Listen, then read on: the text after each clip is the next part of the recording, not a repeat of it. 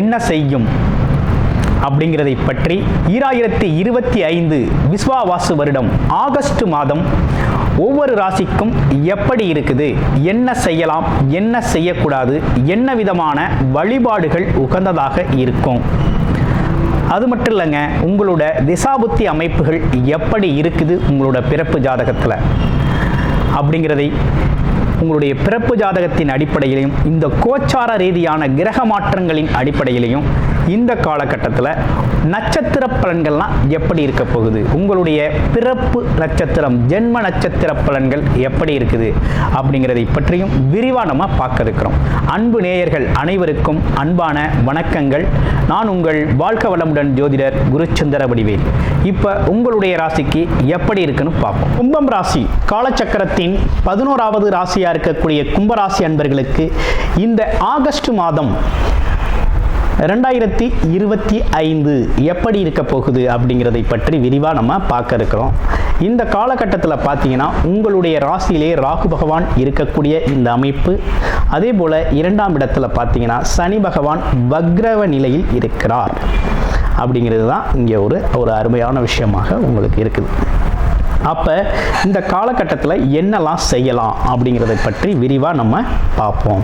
கும்பம் ராசி அப்படின்னாலே பார்த்தீங்கன்னாக்க காலச்சக்கரத்தின் 11வது லாபஸ்தானம், ஆசைகள், எண்ணங்கள், விருப்பங்கள் நிறைவேறக்கூடிய ஒரு அமைப்பு அப்படிங்கிறது இருக்குது. எந்த ஒரு இடத்துல இருந்தாலுமே உயர்வான இடத்துல இருக்கிறது அப்படிங்கிறது நமக்குனே உண்டான ஒரு சிறப்பு. அதுலேயும் பார்த்தீங்கன்னா தலைமைத்துவம் அப்படிங்கிறது நமக்கு எப்போதுமே தேடி வரும். அதே போல் பார்த்தீங்கன்னா எத்தனை பேர் கூட்டத்தில் நின்னாலும் ஒரு இடத்துல இருந்தாலும் கும்பராசிக்காரங்களுக்குன்னு ஒரு மதிப்பு மரியாதை அப்படிங்கிறது சிறப்பு அப்படிங்கிறது கிடைக்கக்கூடிய ஒரு அமைப்பு அப்படிங்கிறது இயல்பாகவே உண்டு. இப்போ என்ன விஷயம் நடக்க இருக்கு அப்படிங்கிறத பார்ப்போம். இப்போ பாருங்கள், வேலை தொழிலில் ஒரு மாற்றம் வேணும் அப்படின்னு சிந்திச்சிங்க, வருமானத்தில் ஒரு மாற்றம் வேணும் அப்படின்னு சிந்திச்சிங்க அப்படின்னா இந்த காலகட்டத்தை நீங்கள் பயன்படுத்திக்கலாம். ஒரு அருமையான காலகட்டம் இந்த காலகட்டம்.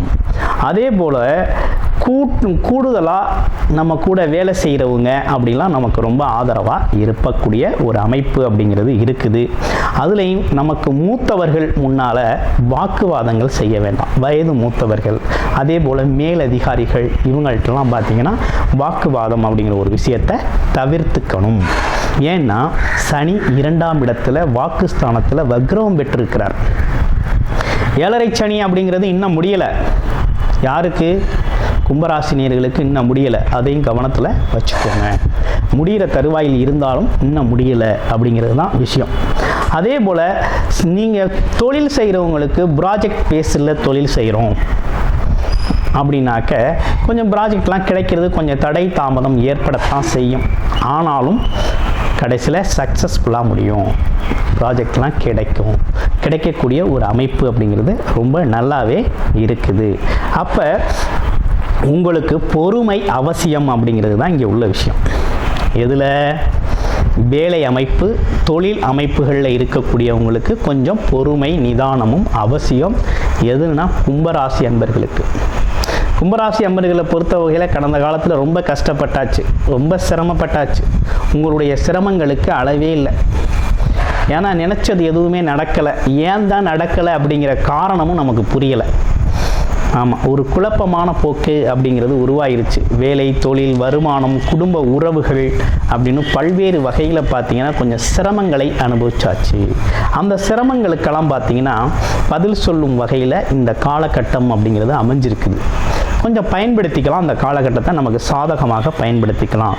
எதுலையும் அவசரம் வேண்டாம். எதை செய்கிறதுனாலும் பொறுமையாக பிளான் பண்ணி ஸ்லோவாக பொறுமையாக செய்யுங்க.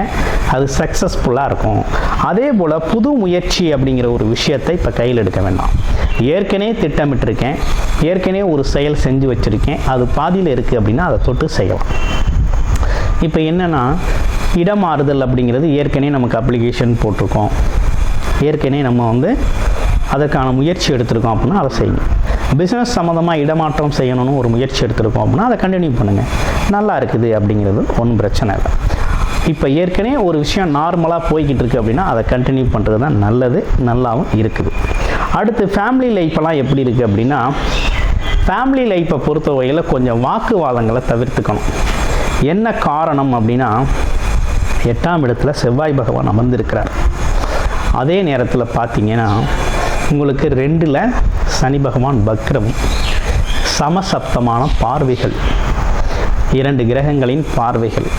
அப்போ என்னன்னா, எந்த இடத்துலையும் வாக்குவாதம் பண்ணக்கூடாது. வீண் வாக்குவாதத்தை தவிர்த்துக்கணும். அதுலேயும் குறிப்பாக குடும்பத்தில் கணவன் மனைவி குடும்ப உறுப்பினர்களிடையே அதாவது வீண் விவாதத்தை தவிர்த்துக்கிறது அப்படிங்கிறது மனஸ்தாபங்கள் இல்லாமல் ரொம்ப சுமூகமாக போகிறதுக்கு ஒரு நல்ல வழி அப்படிங்கிறது உருவாகுது. அதனால் கொஞ்சம் கவனம் எடுத்துக்கங்க. அதே போல் திருமணம் வயசாயிருச்சுப்பா, திருமணம் செய்யலாமா, திருமண ஏற்பாடுகள் ஏதாவது நடக்குமா, திருமணத்தில் ஒரு முன்னேற்றம் இருக்குமா அப்படிங்கிற கேள்விகள்லாம் சில பேர்கிட்ட இருக்குது. திருமணம் வரன் அப்படிங்கிறத பார்க்க ஆரம்பிங்க. ஒன்றும் தப்பு இல்லை, பாருங்கள், வரன் பாருங்கள். கொஞ்சம் வரன் அமைகிறது கொஞ்சம் லேட்டானாலும் நல்லபடியாக சிறப்பாக அமையும். ரிலேஷன்ஷிப் நல்லபடியாக ஃபில்ட் ஆகக்கூடிய, அதாவது ரிலேஷன்ஷிப்பில் ஒரு முன்னேற்றம் கிடைக்கக்கூடிய ஒரு அமைப்பு அப்படிங்கிறது இருக்குது.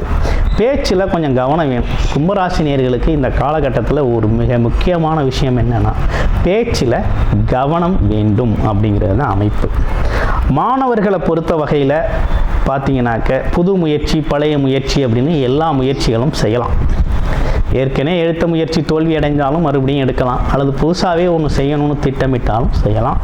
மாணவர்களை பொறுத்த வகையில் படிப்பு சார்ந்த விஷயங்கள் நல்லா இருக்குது. பெண்களுக்கு எப்படி இருக்குது அப்படிங்கிறத பார்க்கணும். பெண்கள் குடும்ப உறுப்பினர்களுக்கு எப்படி இருக்குது அப்படிங்கிறத பார்ப்போம். இப்போ பெண்களை பொறுத்த வகையில் எப்படின்னு பார்த்தோம்னா, கொஞ்சம் பொறுமையாக போகணுங்க.